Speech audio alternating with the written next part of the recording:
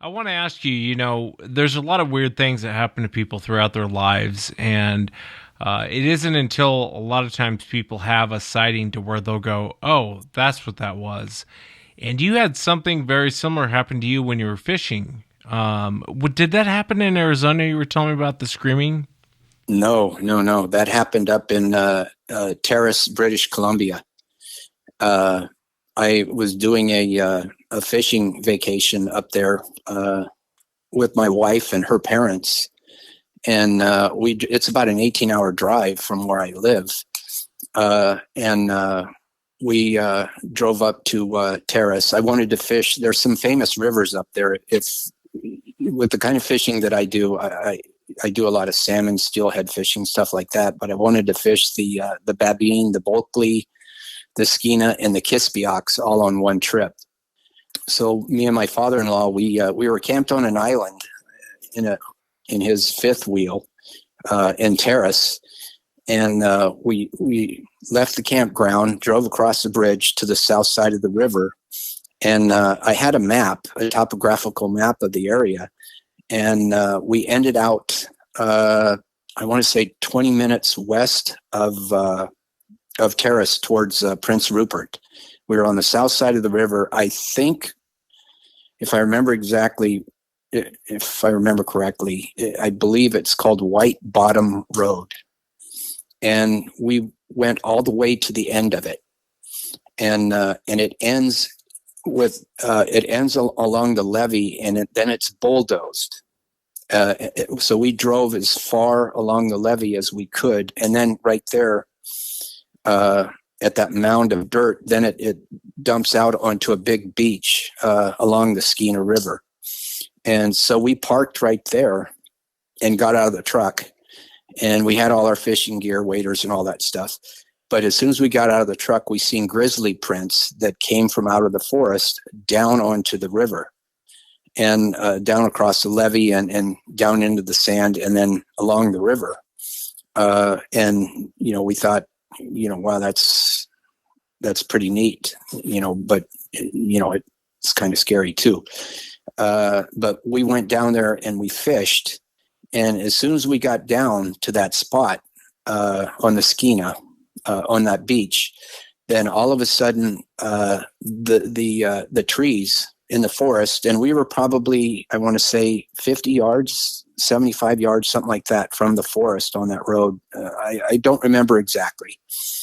But there was forest behind on the other side of the truck. We were down on the river, and the truck was up on the levee behind us, and then the forest was a ways back behind the truck. And all of a sudden,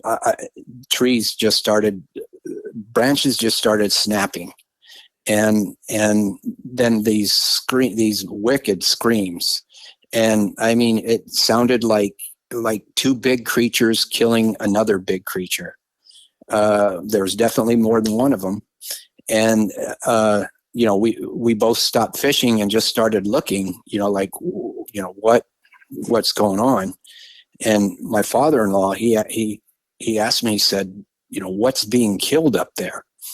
And, I told him, well, those are bears, killing, a moose or something. It was the only thing I could think of. And he said, Ron, those are not bears.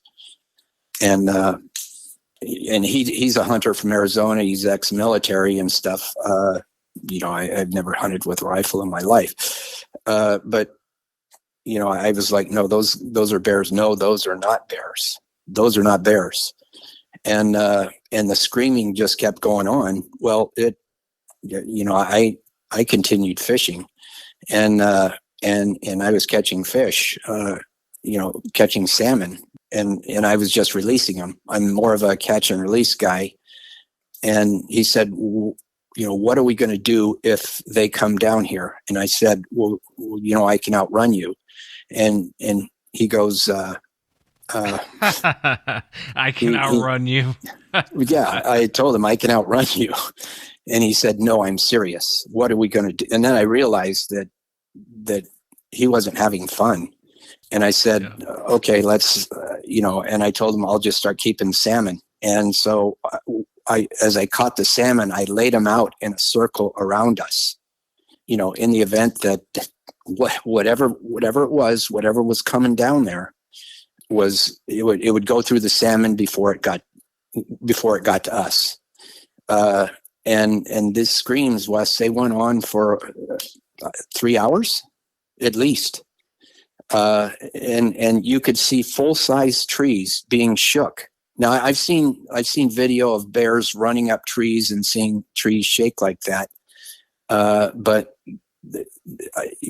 we couldn't see what was doing it because the truck was blocking our view, because it was parked on top of the levee, and the truck was directly between us and where these things were. But it just went on and went on and went on. And to the point that, when it finally stopped, because we didn't think we could leave the area, we didn't want to go towards it. We wanted to stay down there.